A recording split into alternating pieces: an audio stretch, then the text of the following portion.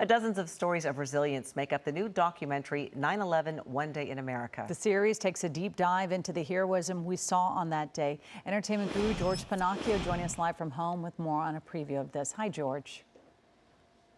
Well, good afternoon. In remembrance of the attacks on September 11th, National Geographic will premiere 9/11 One Day in America. It's a 4-night limited documentary series which chronicles the events of that day. Oh my God! And there were 30 people in the northeast corner. Gotta get everybody out!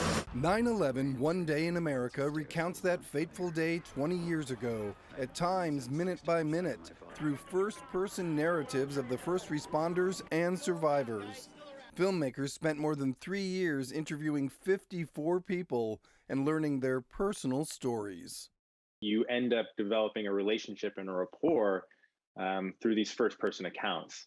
And that's kind of, that's really the primary purpose, is to be able to start to build empathy and to humanize the events versus kind of thinking of them in a kind of geopolitical way, which has kind of become the narrative as time has gone on. But there were also signs of hope.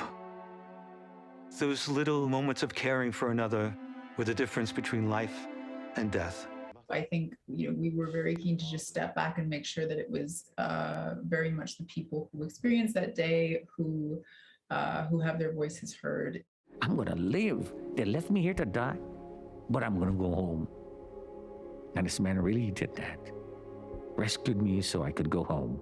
To create this docuseries, the filmmaking team sifted through almost 1,000 hours of archival footage, some of it never seen before.